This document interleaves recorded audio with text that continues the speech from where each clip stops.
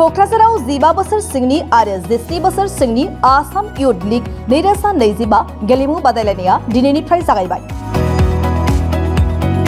Assam football एसोसिएशननि बानजायनायाव आरो क'क्राझार जिल्ला गेलेमु गौथुमनि हेफाजाबजों क'क्राझार जिल्ला गेलेमु गौथुमनि गेलेग्रा फोथाराव 15 बोसोर सिंनि आरो 17 बोसोर सिंनि आसाम युथ लीग 2025 दिनैनिफ्राय जागायबाय।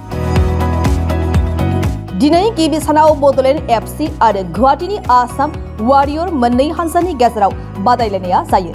बे समाव आसाम युथ लीगखौ खुंनायनि सायाव आसाम फुटबल एसोसिएशननि गाहाय नेतानि डक्टर सांग्रां ब्रह्मआ मा फोरमायखो खोनासंदो।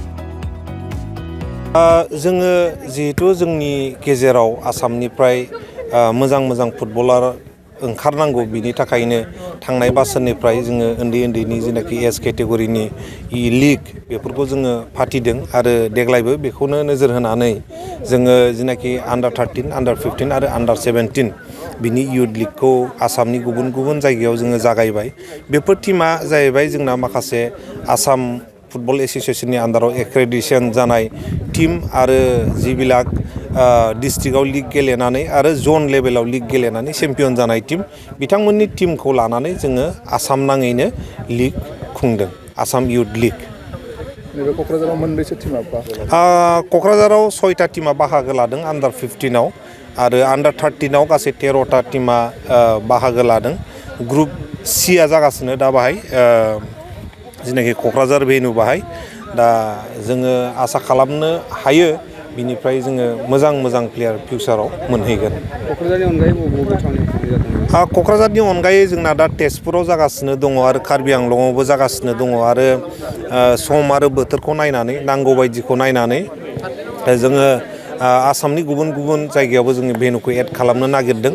मानो होनोबा AIFF नि गाइडलाइन्स मथे बे जेनाखि लीग, बे लीगआ 2 दान जानांगौ। गासै 2 दान करि बे लीगआ सोलिगोन। बिनि थाखायनो गोबाव समनि लीग। दा नांगौ जायोबा जोङो गुबुन आसामनि जायगायावबो लकेसनखौ एड खालामगोन, दाजाबदेरगोन। दाथ' आं फैनानै नायफैदों दिनै आसाम वारियर्स आरो बड'लेण्ड एफसिनि गेजेराव आन्डार 15नि मेट्सआ सोलिगासिनो दं। जेनाखि उन्दैसाफोरनि गेलेनाय बेखौ जुदि नुयोबा आरो बिथांमोनहा जुदि बे प्रेक्टिसखौ दोनबाय थायोबा फिउचाराव जोंनि गेजेरनिफ्राय आसामनिफ्राय आरोबाव जोङो गिदिर प्लेयार, स्टार प्लेयार्स मोनहैनो हागोन होननानै मिजिंथिनो हायो। मोनबेसे टीमफोरा बाहागो लादों? टीमखौथ' आं दहाय बुंखांखाबाय। चेम्पियन जानाय बिथांमोननि थाखाय माबाफोर बान्था थायो? चेम्पियन जानाय बिथांमोननि थाखाय जोङो फिसा बान्था दोनदों, नाथाय बे बान्थाया बान्था हिसाबै लानो नाङा। मानो होनोबा बिनिफ्रायबो देरसिन बान्थाया जाहैबाय बेवहाय जाय चेम्पियन जागोन बे चेम्पियन जानाय टीमा नेशनेल लीग गेलेगोन। इन्डियानि जेनाखि देरसिन लीग युथ लीग आन्डार 13, आन्डार 15, आन्डार 17 केटेगरि, बे केटेगरिनि लीगखौ बिथांमोनहा गेलेहैनो मोनगोन क्लाबा। आसामनिफ्राय जिहेतु नेशनेल गेलेहैगोन, माबायदि जोङो मैया आसाम फुटबल एसोसिएशननि जानानै जेनाखि फाइनाल 22 प्लेयार्स बिनि लिस्टखौ जोङो मैया फोसावबाय आरो बे फोसावखांनायनि उनाव जोंनि जेनाखि कचिं केम्प बियो गुवाहाटीनि नेहरू स्टेडियामाव जागासिनो आरो जोङो मिजिंथिनो हायो जोङो सिगांनि बोसोरफोरनि बायदि आसामहा नेशनेल गेम्सआव जेनाखि ट्रेक रेकर्ड बियो फुटबलाव खोब मोजां। 1999आव सिलभार मेडेल मोनदोंमोन आरो 2007आव गल्ड मेडेल मोनदोंमोन।